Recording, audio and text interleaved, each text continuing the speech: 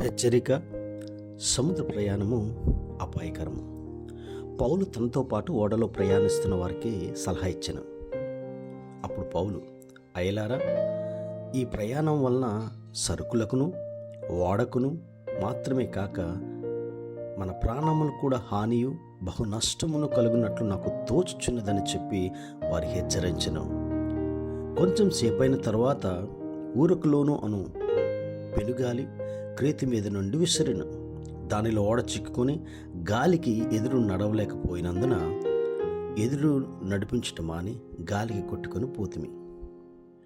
మిక్కిలి పెద్ద గాలి కొట్టుచున్నందున మరునాడు సరుకులు పారవేయసాగిరి. కొన్ని దినములు సూర్యుడైనను నక్షత్రములైనను కనబడక పెద్ద గాలి మా మీద కొట్టినందున ప్రాణములతో తప్పించుకుందుమున ఆసక్తి బొత్తిగా పోయెను. వారు దానిని పరిష్కారం లేని సమస్యగా భావించిరి. పౌలు హెచ్చరికను వారు నిర్లక్ష్యం చేసిరి. వారు బహుకాలం భోజనం లేక ఉన్నందున పౌలు వారి మధ్యను నిలిచి, అయ్యలారా, మీరు నా మాట విని క్రేతు నుండి బయలుదేరికయే ఉండవలసినది. అప్పుడు హానియు నష్టమును కలుగకపోవును. అపోస్తలుల కార్యాలు 27వ అధ్యాయము 10 14 15 18 20 21 వచనాలు దీన్ని చూస్తాం.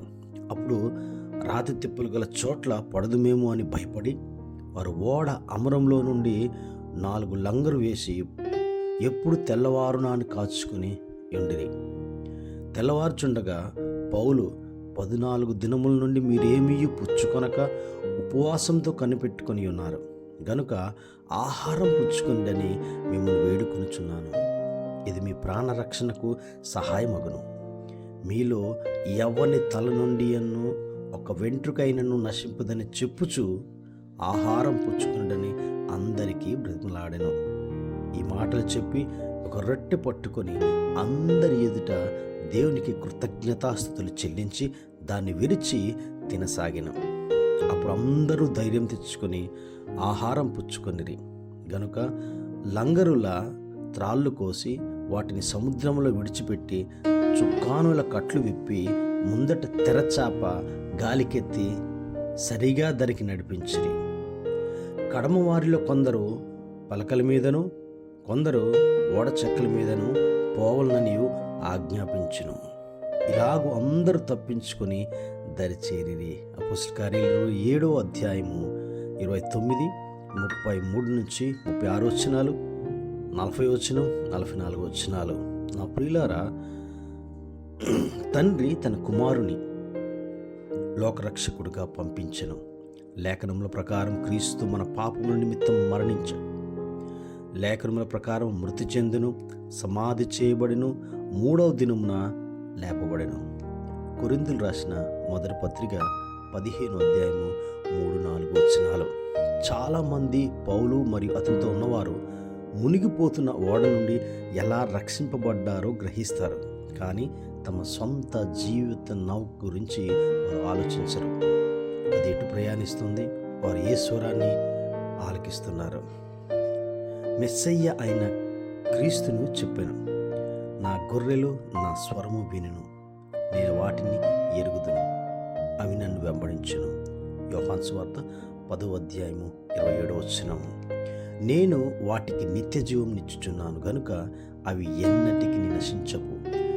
ఎవడునూ వాటిని నా చేతుల నుండి అపహరింపడు. యోహాను సువార్త 10వ అధ్యాయము 28వ వచనము. నా స్నేహితులారా, మెస్సయ్య అయిన యేసు నిజమైన విశ్రాంతినిస్తాడు. ఆయన స్వరాన్ని మీరు ఆలకించాలనుకుంటున్నారా? ఆయన ఇంకా పిలుస్తూనే ఉన్నాడు. ప్రయాసపడి భారం మోసుకుంటున్న సమస్త జనులారా, నా యొద్దకు రండి, నేను మీకు విశ్రాంతి కలుగజేతును. మత్తయి సువార్త 11వ అధ్యాయము 28వ వచనం. మీ హృదయాన్ని ఆయనకు తెరవండి. మీరు విమోచింపబడి దేవుని సంతానమై ఉన్నారని ఆనందించుడి. అప్పుడు మీరు రాబో ఉగ్రత నుంచి తప్పించుకొందరు. కాబట్టి ఇప్పుడు క్రీస్తు యేసునందు వారికి ఏ శిక్షా విధియు లేదు. శరీరసారంగా నడుచుకొనక ఆత్మానుసారంగా నడుచుకొనుడి. రోమీయులకు రాసిన పత్రిక 8వ అధ్యాయము 1వ వచనం. నా ప్రియమైన వారలారా, మెస్సయ్య అయిన యేసే రక్షణ ఓడ. ఆమేన్.